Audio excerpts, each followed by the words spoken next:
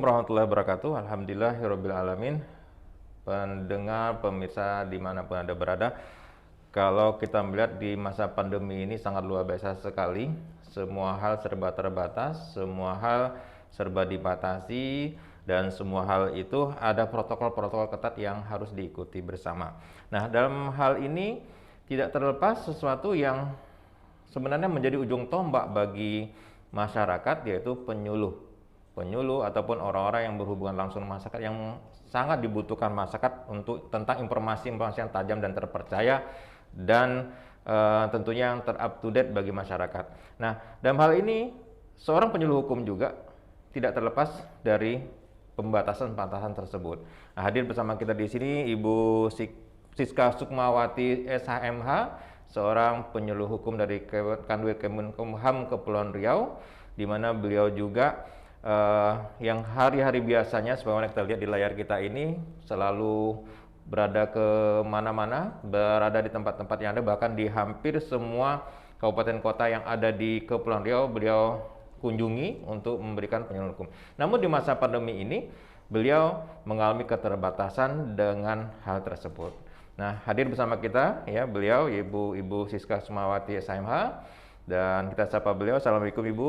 Waalaikumsalam warahmatullahi wabarakatuh. Senang sekali kita bisa bertemu sama beliau dan kita akan berbincang dengan beliau bagaimana sepak terjang bagaimana beliau yang keseharian sebelum masa pandemi itu cukup luar biasa. Kalau kita melihat di status-status Facebook beliau, bahkan dalam satu hari bisa sampai 3 pulau, 3 tempat yang beliau kunjungi. Nah, pada saat ini harus stay at home, tetap berada di rumah, tetap hanya di kantor, dan kantor pun dibatasi, tetapi tugas-tugas sebagai penyuluh hukum harus beliau jalankan.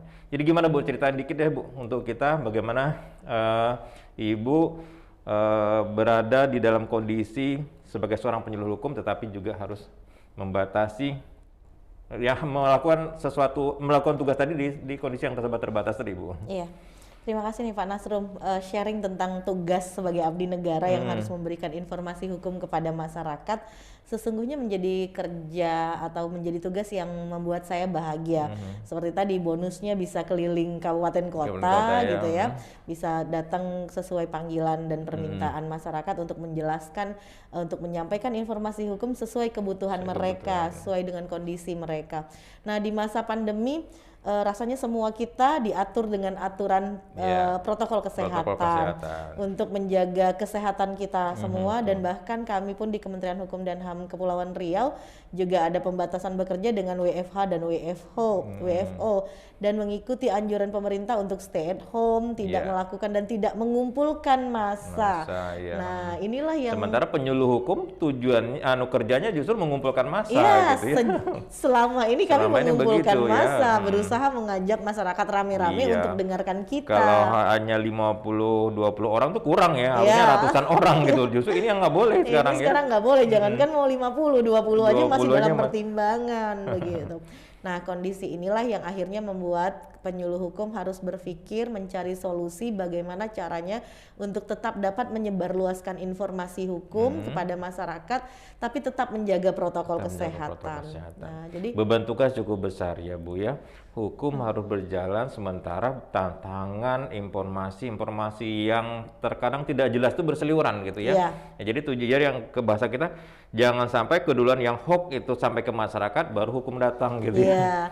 Baru informasinya datang, jadi masyarakat tertinggal. Nah, untuk itu kita sedang sama-sama berusaha, kami penyuluh hukum di seluruh Indonesia itu berlomba-lomba untuk menyampaikan informasi dengan cara yang berbeda, dan hari ini dengan belajar daring, dengan kita webinaran dan menggunakan teknologi yang ada untuk bisa membuat informasi itu tetap disampaikan atau tersampaikan dan kita berbagi di media sosial kita. Jadi kalau Pak Nasrum melihat kita bagi informasi di media sosial Facebook, Instagram misalnya, itu udah jadi hal yang biasa. Nah, di hari pandemi ini harus lebih dari itu. Karena semua masyarakat, semua warga ngumpulnya di situ Bu. Ngumpulnya di Facebook, ngumpulnya di IG, bahkan ngumpulnya di YouTube ya Bu ya. Jadi kayaknya petugas penyuluh itu harus juga ngumpul di situ gitu harus ya. bermigrasi juga, ke situ, harus iya. belajar juga. Jadi kalau di masa pandemi orang tua belajar menjadi guru, di masa pandemi ini penyuluh pun belajar menjadi blogger, jadi YouTuber gitu ya. begitu ya. Nah, harus mengikuti perkembangan supaya apa? Akses informasinya tetap diberikan dan tentunya belajar teknologi juga nih Pak Nasrum gitu. Jadi bagaimana menggunakan teknologi, dan ini juga sekalian kita menjalankan tugas menyebarluaskan informasi bahwa teknologi patut kita pelajari, tapi jangan sampai kita terkena hukumnya, terkena aturan yang salah. Maka bukan hanya pakar di teknologi, tapi juga paham dan pakar dengan apa yang boleh dibagi, apa yang tidak boleh dibagi. Kalau informasi yang langsung mungkin orang tidak ngerekam kita loh Bu. Orang tidak akan tidak bisa diulang, tidak akan diulang, tidak tercatat. Sekarang bukti apa? Dengan menggunakan Facebook, menggunakan media-media sosial ini, itu kan tersimpan, ya. Jadi bukti-bukti itu ada. Jadi sangat hati-hati juga Bu, walaupun seorang penyuluh hukum pun juga harus memahami hal itu ya Bu ya. Nah, jadi memang sesungguhnya penyuluh harus jadi leader dan jadi orang yang memberikan berat contoh. Banget sebenarnya itu ya. Lebih berat daripada berat badan saya nih Pak Nasrum. Jadi memang kalau orang bilang, oh enak lah penyuluh tukang tinggal cuap-cuap saja, nggak bisa. Kita suruh anak kita sholat, kalau kita nggak sholat nggak akan bisa. Jadi kalau saya pergi penyuluhan nih biasanya sebelum pandemi, penyuluhan ke sekolah-sekolah bahwa anak-anak tuh harus pakai, kita pengendara roda 2 harus pakai helm gitu ya. Saya ngomong gitu ke anak-anak zaman now. Tiba-tiba 2 hari kemudian mereka ketemu saya di pasar dan saya tidak pakai helm. Yakin nggak Pak kalau saya datang lagi besok, nggak usah didengar nih Bu penyuluhnya, nggak Omdo katanya, Omdo gitu. Ya omong doang. Nah jadi ini menjadi hal berat buat kami penyuluh, dan di masa pandemi jujur saja Pak Nasrum agak berat untuk duduk makan di meja makan, di tempat-tempat makan umum ya. Karena ya orang melihat loh katanya harus jaga jarak, kok penyuluhnya makan di luar. Nah itu contoh gitu yang saya sampai hari ini juga masih agak was-was, karena kalau makan bakso itu biasanya kan memang di tempatnya apa yang kurang. Tapi sekarang di situ Ibu. Daripada dibungkusin ke rumah ya. Dibungkus. Tapi sekarang mau tidak mau kalau memang pingin ya akhirnya dibawa pulang. Nah ini contoh-contoh kecil tugas kami itu harus didahului dengan tingkah dan laku, teladan dulu ya. Menjadi teladan meskipun itu berat Pak. Kita berbuat benar saja dipandang salah, apalagi kalau kita berbuat salah. Tapi itu tidak mengurangi semangat. Mudah-mudahan dari hal yang kecil kita memulai untuk taat pada aturan yang ada, menyampaikan kepada masyarakat tentang informasi yang valid, tentang informasi hukum yang sedang berlaku dan berkembang, yang harus dipatuhi. Kemudian ya mencari solusi, dan seperti hari ini kita ngobrol tentang hukum nih, memenuhi permintaan dan jawaban, menjawab pertanyaan-pertanyaan apa yang kami lakukan dalam kondisi pandemi. Apakah penyuluh di rumah diam saja, penyuluh hanya update status saja, tapi ini membuat kami terus belajar dan mencari solusi sehingga kita tetap bisa memberikan informasi kepada masyarakat. Kedepan Ibu mungkin punya program khusus atau punya rencana khusus bagaimana program-program tadi tersampaikan? Iya. Jadi memang kita nih harus punya cita-cita ya Pak Nasrum ya. Jadi sebagai penyuluh pun tadinya saya melihat anak-anak kita yang muda-muda luar biasa kreativitasnya di masa pandemi, karena belajar dari rumah mereka harus bikin video ini, harus bikin itu. Kemudian anak-anak itu bisa berkembang dan bikin video masaknya dan ada tulisan-tulisannya gitu ya. Akhirnya saya belajar dari anak saya gitu ya.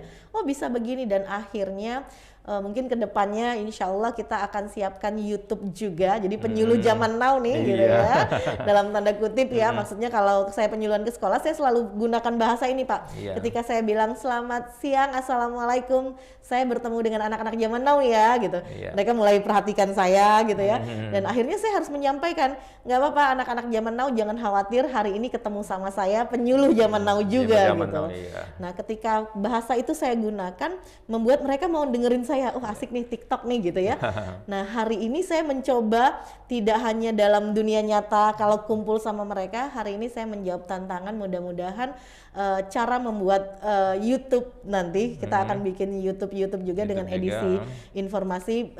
Saya sebagai penyuluh hukum, tapi saya juga sebagai ibu, sebagai orang tua dari 2 orang anak, sebagai bagian dari anggota masyarakat. Kita punya YouTube nanti insya Allah namanya Siska Sukmawati YouTube channel gitu ya. Nah itu kita akan bagi tugas saya sehari-hari, daily activity. Artinya ini ya Bu ya, konten yang diisi di YouTube tuh di samping tentang penyuluh hukum, tapi juga bagaimana aplikasi hukum di masyarakat, jadi mungkin di keluarga seperti apa, komunikasi dengan anak seperti apa, dan di keluarga seperti apa, di masyarakat seperti apa, mungkin itu Bu ya. Jadi lebih luas, tapi karena memang alhamdulillah tugas penyuluh ini tetap bisa berjalan.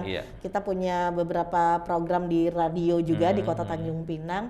Nah itu juga mungkin akan kita share, jadi masyarakat yang tidak sempat dengar di radio gitu bisa nonton di YouTube kita, nanti kita record, nanti kita akan tampilkan dalam bentuk video. Dan satu menarik dari pembicaraan saya sama Ibu ini ya rekan sekalian, bahwa beliau saat ini tertarik dengan sebuah mini seri drama di TV gitu ya, dan ternyata di sana itu ada hubungannya dengan hukum. Nah bagi yang gemar dengan seri TV itu, seri drama TV itu, kemudian apa seri dramanya, kemudian bagaimana kepuasannya, tunggu informasi tersebut kita kupas. Udah dikasih bocoran ini. Karena saya tertarik sekali, beliau sudah bicara bahwa drama ini saya senang, kenapa? Karena ada sisi hukumnya, dan ini perlu ada dibangun pembelajaran tentang masyarakat tentang hukum tersebut. Nah bagaimana penggemar-penggemar nanti kumpul di YouTube beliau, karena saya yakin ada program khusus tentang bagaimana mengupas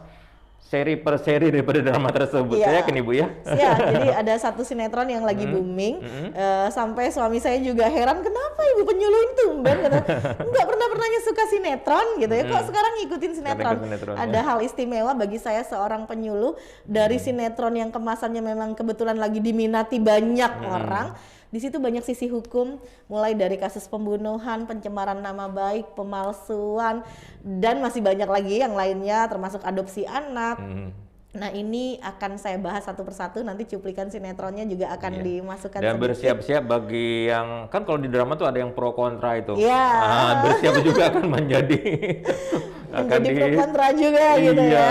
Ya dari segala sisi apa yang kita lakukan pasti ada yang suka dan tidak suka. Tetapi ini pembelajaran jelas kepada masyarakat tentunya ya Bu ya. Jadi tujuan kita.